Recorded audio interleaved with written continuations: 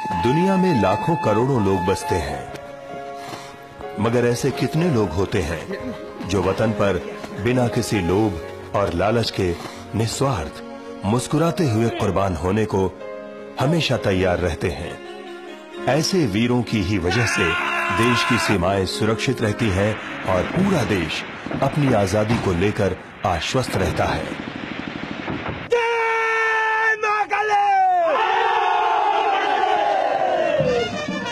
ये कहानी भी ऐसे ही शूरवीर, साहसी और वफादार योद्धाओं की है जिन्हें दुनिया कहती है किराती वीर। ये बहादुर जवान पूर्वी नेपाल, दार्जिलिंग, सिक्किम और किरात के अन्य इलाकों से आते हैं और देश सेवा में जुट जाते हैं। मेरो नाम राजकुमार लिम्बू हो। नयाँ भर्ती, नयाँ जोशका साथ हामी इन्डियाको लागि हामी केही गर्न देखाउने हाम्रो नयाँ सोचहरू छ। हाम्रो पुर्खाले जसरी लडेर आए, गरेर आफ्नो नाम कमाए, बहादुरता प्राप्त गरे, हामी पनि त्यसरी नै बहादुरी प्राप्त गर्ने हाम्रो सोचाइ छ।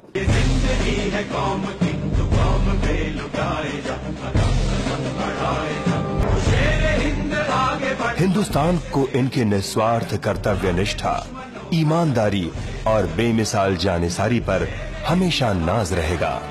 अनेक बलिदानों के बाद जब हिंदुस्तान को अंग्रेजों से आजादी मिली, तो इस आजादी को बनाए रखने की जिम्मेदारी भी देश के कंधों पर आन पड़ी। देश की सेना का पुनर्गठन शुरू हो गया और देश पर मर मिटने वाले साहसी वीर सामने आते गए।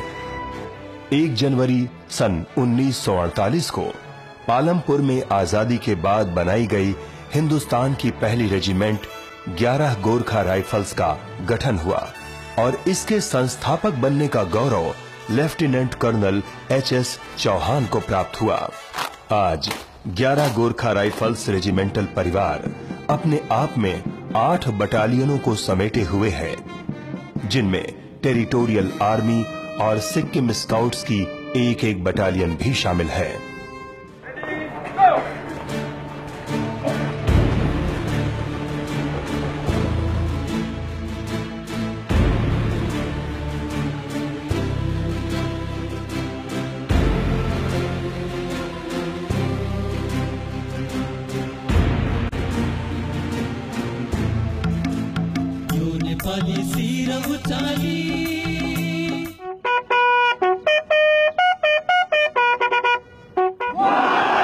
श्रीमान 11 गोरखा पीटी परेड में 40 जैसे 169 वार 50 वही 493 रिक्रूट 25 बेसी टोटल 777 हाजिर साहब। 11 गोरखा राइफल्स के जवानों को न सिर्फ युद्ध कौशल में महारत हासिल करने की कला सिखाई जाती है, बल्कि उन्हें संपूर्ण रूप से सक्षम बनाने में कोई कसर नहीं रखी जाती। और ये काम करता है 11 गोरखा राइफल्स का रेजिमेंटल सेंटर। लखनऊ स्थित 11 GRRC में सैन्य भर्ती के बाद जवानों के इरादों को एक नई और मजबूत दिशा दी जाती है और उन्हें मैदान जंग में नई बुलंदियों को हासिल करने के तमाम गुर सिखाए जाते हैं।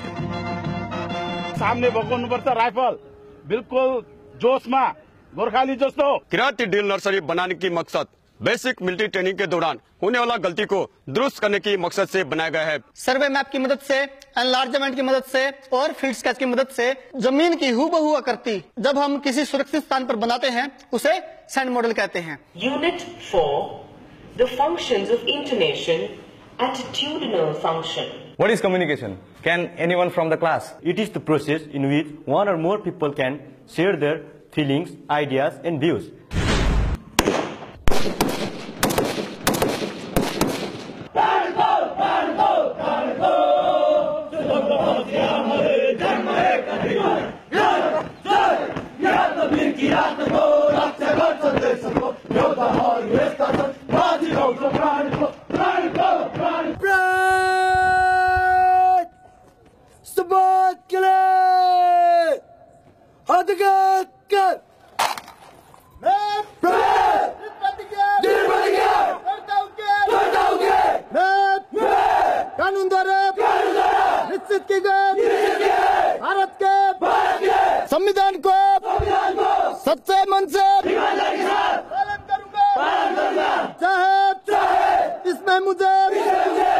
जीवानी बलिदान गर्नु पर्यो।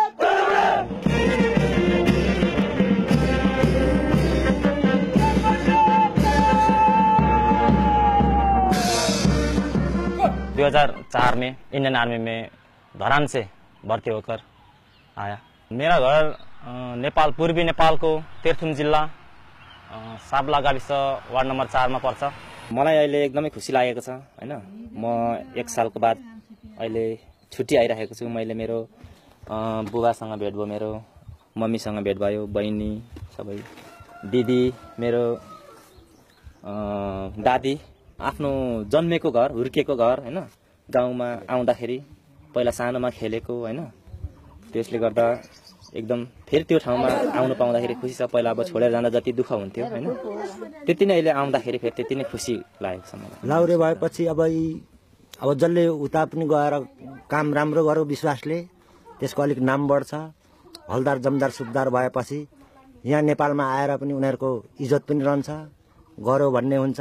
पहिलादेखि नै अब बच्चादेखि नै पढेर चाहिँ पछि अब इन्डिया भर्ती भिडेर इन्डिया सेना लाग्ने हो भन्ने नै इच्छा थियो। दाइ चाहिँ गाई हेर्नु जाने, म चाहिँ घर रुङ्नी अब असार मासको बेलामा।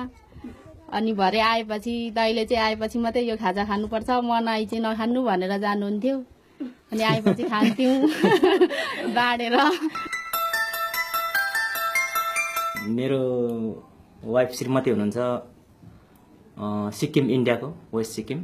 ठुलो भएर के हुने भन त? के हुने? आर्मी भएर के गर्ने? बाबा जस्तै ड्युटी गर्ने? 11 Gorkha rifles regimental centre Palampur में स्थापित किया गया था।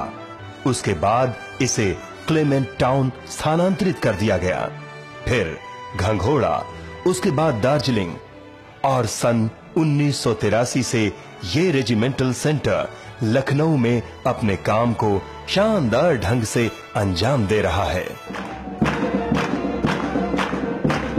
अलग अलग जगहों से आने वाले ये गोरखा जवान रेजिमेंटल सेंटर में एक परिवार बन जाते हैं और उनका एक ही मकसद हो जाता है 11 GR को मजबूत से मजबूत बनाना और नई ऊंचाइयों पर ले जाना। 11 GRRC जवानों को कुशल योद्धा के साथ साथ एक अच्छा इंसान और देश का सभ्य नागरिक बनने की शिक्षा भी देता है।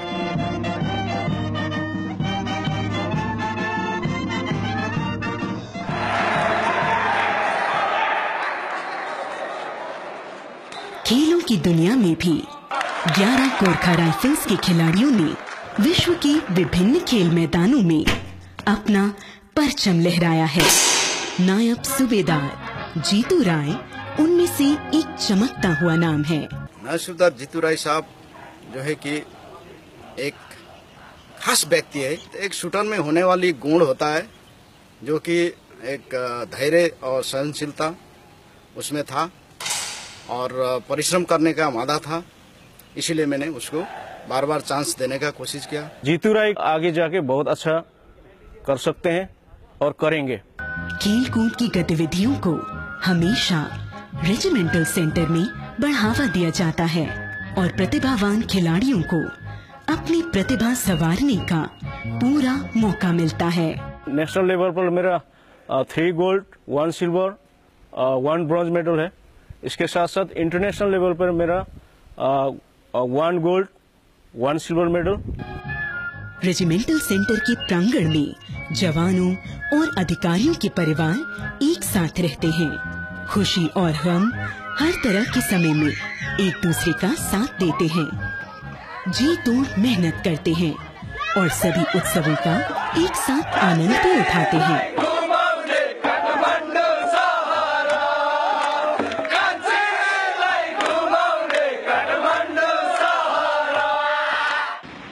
ग्यारह गोरखा राइफल्स की सभी बहादुर किराती पलटनों ने कठिन से कठिन रण क्षेत्र में शानदार जीत हासिल कर रेजिमेंट के ध्येय यत्र हम विजय स्तत्र को सिद्ध कर दिखाया है। मेरा सर्विस पूरा 80% तो लड़ने में मैंने बिताया है। मेरा नाम हो सूबेदार विष्णु कुमार राय, जेसी 634193 पी। म फर्स्ट लिव इंडियर को म कारगिल में मोटर प्लाटून को एमपीसी थे। एमपीसी हुँदाखेरि सबै त्यहाँ जति पनि दुश्मनको इलाकामा एकदम कठोर कठोर डाँडाहरूमा बम खसाउनु पर्ने थियो। अनि एकदम त्यो बममा चाहिँ मेरो प्लाटुनले धेरै रिपिट गरेर चाहिँ बमहरू उडाउँदाखेरि पाकिस्तानको मान्छेहरू थुप्रै मर्यो। 1-11, 2-11, 3-11, 5, 6 और 7-11 पलटनों ने चोला, शिंगो, बटालिक, कारगिल और जहां भी जरूरत पड़ी वहां दुश्मनों का सफाया कर हिंदुस्तान का सर ऊंचा किया है। 1 परमवीर चक्र, 4 अशोक चक्र, 1 पद्म भूषण, 10 परम विशिष्ट सेवा मेडल, 2 महावीर चक्र, 3 कीर्ति चक्र, 14 वीर चक्र और अनेक सम्मान जो 11 GR के रणबांकुरों ने हासिल किए हैं, ये इस बात के गवाह हैं कि 11 GR के जवानों के लिए अपनी रेजिमेंट और अपने देश से बढ़कर कुछ भी नहीं। जहां एक तरफ 11 GR के वीरों ने देशद्रोहियों और आतंकवादियों के खिलाफ अपने अनूठे हुनर का प्रदर्शन किया, वहीं उन्होंने संयुक्त राष्ट्र शांति सेना में भी अपनी काबिलियत साबित की है। सालों साल देश की सेवा में लगाकर जब ये गोरखा सैनिक सेवा मुक्त होते हैं तो रेजिमेंट की अमिट यादों को समेटे आधे मन से अपने अपने घरों का रुख करते हैं। आर्मी में 1987 में भर्ती हुआ था, तब से आज मेरा 28 साल हो गया पूरा। आज मैं ऑनरी लेफ्टिनेंट लेके रिटायरमेंट जा रहा हूँ। इसके बाद भी रेजिमेंट से इनका रिश्ता बना रहता है और अक्सर इनकी नई पीढ़ी भी रेजिमेंट से जुड़ती चली जाती है। मेरो छोराहरू पनि मेरो जग्गामा आयो। मेरो जेठा छोरा म 511 जार, महिला छोरा 611 जार। अनि 65 सालमा भेरी पाकिस्तान पश्चिम पाकिस्तान संग पर्यो। जम्बू मुनिदेखि पचिसान लिएर हामी सियालकोट सेक्टरमा 511 जार त्यता गयौं। त्यता लड्दै गयौं। अब भोक तिर्खा भनेको त हामीले लाइन पचिसान लिएर पाकिस्तानको के अरे उनीहरूको केवाडा उखु यस्तो तानेर गप टोक्दै हामी लड्दै गयौं। मेरै कम्पनीको 3 जना एमएमसी प्लाटुन त्यही बिग्रियो अनि फेरि सबै टोटल त 23 जना मर्यौं 511 जार। फेरि यो जय बांग्ला संघ तल यो मालदहमा हाम्रो बेगेज सब मालदहमा रह्यो। हामी जय बांग्लामा युद्ध गर्दै गएर हामी 6-7 दिनमा के अरे सीज फायरिङ भयो। हामी पुग्यौं जय बांग्ला आजाद गरेर हामी वापस आयौं। क्योंकि 11 गोरखा राइफल्स के अधिकांश जवान किरात क्षेत्र से आते हैं, जिसमें पूर्वी नेपाल भी शामिल है। इसी वजह से इनकी सुविधा के लिए नेपाल के धारान इलाके में एक पेंशन अदायगी कार्यालय नेपाल में स्थित भारतीय राजदूतावास की निगरानी में कार्य कर रहा है। उपस्थित आदरणीय भूपू दाजुभाइ दिदीबहिनीहरू हार्दिक अभिवादन या नमस्कार। हामी गोर्खाली पठनको नाताले जय गोरख। ये कार्यालय न सिर्फ पेंशन अदायगी का काम करता है, बल्कि भूतपूर्व सैनिकों के परिवारों को चिकित्सा सुविधाएं भी प्रदान करता है। पीपीयू धारान भारत नेपाल मैत्री और सहयोग की गाथा का एक शानदार स्तंभ है। हिंदुस्तान की आन को जब भी ललकारा गया, 11 गोरखा राइफल्स के वीरों ने अपनी जान की परवाह किए बिना हमेशा दुश्मन को मुंह तोड़ जवाब दिया है। मनोज पांडे मेरे बेटे थे और उन्हें बहुत बहादुरी के साथ लड़ाई लड़ी। कठिनाइयों से जो है बढ़ते हुए उन्होंने वीर गति को प्राप्त करते हुए अपना लक्ष्य पूरा किया, हिंदुस्तान को जो जीत दिलाई। रेजिमेंट के शहीदों की याद में बनाया गया ये दिव्य द्वार उनकी देशभक्ति, वीरता, साहस और वफादारी का एक अमर प्रतीक है। चाहे वो परमवीर चक्र विजेता शहीद मनोज पांडे हों या अशोक चक्र विजेता शहीद पुनीत दत्त हों या उनसे पहले या उनके बाद शहीद होने वाले 11 गोरखा राइफल्स के जांबाज रणबांकुरे हों, सभी इस दिव्य द्वार के प्रहरी हैं।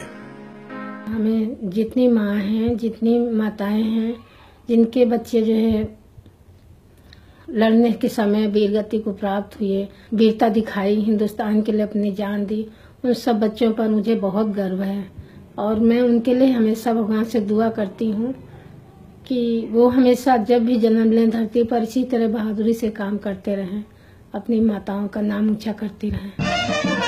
हिंदुस्तान का बच्चा बच्चा इन वीरों का हमेशा आभारी रहेगा, जिन्होंने अपना आज देश के कल के लिए हंसते हंसते कुर्बान कर दिया।